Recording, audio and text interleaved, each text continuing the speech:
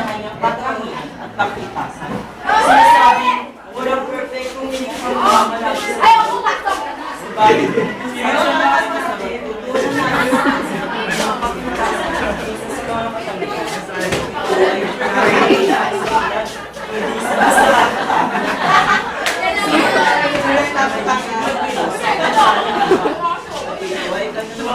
Pato!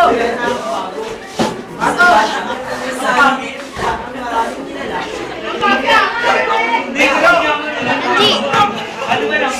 Angie! Medyo! Isa na rito sila lang. Maraming batang hipon na kinag-iwas makapag-lesson sa kanya. Sa pagbat, alam niya na sila ay masasalat lamang sa kapilang hipon. Dahil dito, walang nais na kumili sa kanya. Kaya nakisa lang ay lamang siya sa ibang lalagyan. Minsan, habang naglalangoy, ay nakita ni Lord si Kibusi. Siya ay hindi kaibigan. Nakakawan naman ito at sumama sa kanya. Halika, Kibusi. Laro tayo.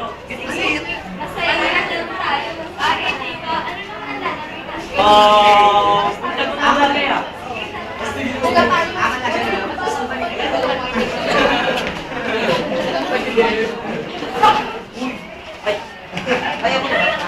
Naglaro sila ng taguan at sa una ay maayos sa kanilang paglalaro.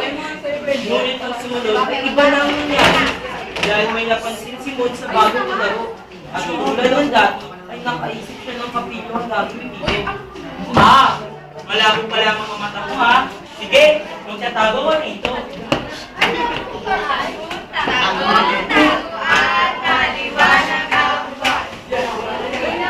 Lima na ang bago ka na. Isa, dalawa, tatlo, apat, lima. Sumon! Mon! Nasaan ka? Hindi kita makita, nahihirapan na akong hanapin ka. Nandito lamang ako sa mga korales. Ngunit di ako lalabas, hindi mo nakikita. Mon! Nasaan ka? Dahil hindi niya nakita si Mo, ay lumabas na lamang siya. Ngunit dahil sa kalabuan ng mga mata, ay naipit ang kanyang mga galamay sa sanga ng mga korales. Aray! Nasabi ng mga galamay ko! Mon! Nasaan ka? Nalabo kasi ng mata mo, modul sa kalabuan. Ang kawawang pusit ay nag-iwang nakasabit sa sanga ng mga korales. Mabuti na lamang ay at may isang magmamagat na loob na tumulong sa kanya. Hindi niya sila. Na kanina pa palang nanonood sa kanila at saksi sa mga nangyayari. Inisda, tulungan mo ko. Mga galamay ko. Basaan mo na. Pwede lang. Bibigyan ako dito.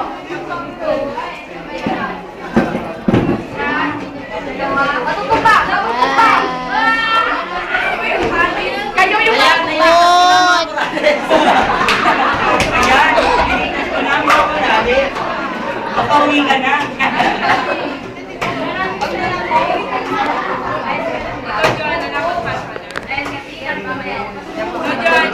Wala ba si Sir? Wala. Ewan. Mula noon, Iyan, kit-kit eh!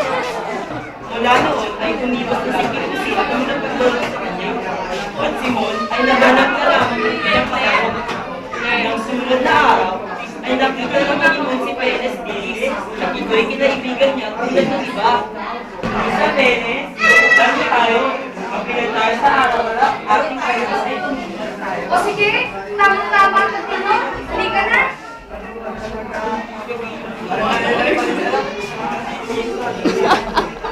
Floating, di ba? Backstroke! Hindi, pinag-ibilan. Kaya sabi yung ipo lagi natin. Dalawang paan. Ay, wait lang ah. No, kapagsi! Huwag na, maganda. Maganda! Maganda! O, sige na.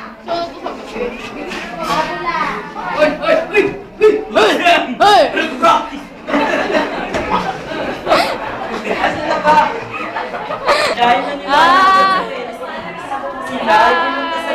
dagat kung saan sila ay naupo sa mga matuwari. Sa pipi na sikat ng araw, ay madaling namuna si Monico.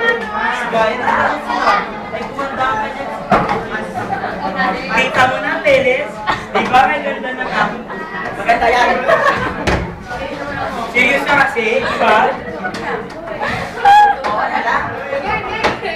Oo nga! Oo na lang.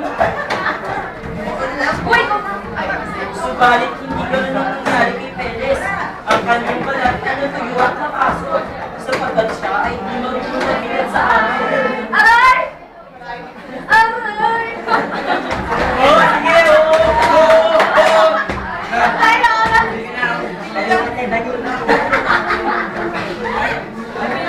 Aray! Ang sakit ng balat ko! Hindi ko na ata kaya makapagtagal pa rito! Ano, Sean? Kasi tinagsan ka. Bakro! Bumalik si Peles sa kanyang bayan.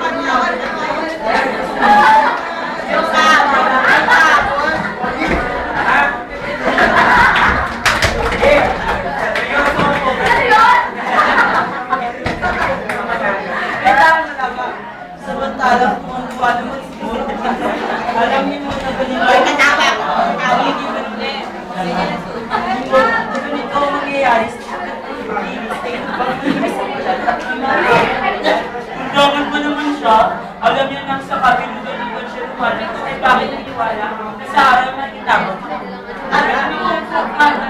Gaya ng iba, hindi na muling nakipaglaro si Perez. Ay kayo, wala nang palamulang pasipon at siya ay nalungkot. Siya ay paikot-ikot sa dagat at sumanap ng mga kausap. Ganda oh. Hindi inaasahan na nakita niya muli sila si Perez Rimas at Isla. Ngunit bago bumig siya makalapit, ay naliwan tayo ng Pepe. Ay, ako! Hindi na naman ng pilong-ipo na yan! Halina na, pagselos na tayo dito! Ay, nagkakawa na ba? Ay, sa kabilang tayo, dumating. Kabilan na ako! Nakita niya si Nadikya. Hoy, kabilan na ako! Hoy, tatlo kayo! Uy, medyo! Aliyari pa ako! Go! Bilang dako. Nakita niya si Nadikya. Ali-ali na ako at go! Nakasalit siya ng karalo. Kaya mga ito. Kaibigan ko, kaibigang Ali, kaibigang Lee, tayo maglaro. Lumang maganda panahon. Masarap ang paikot-ikot sa dagat.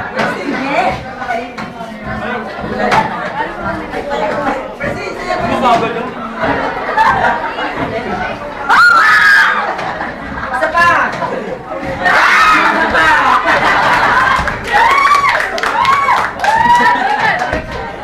Naglaro, di ba? Naglaro. Sabi lang daw. Alam mo kasi na? Umayag ka agad si Nadine. Ako? Yung isa pa!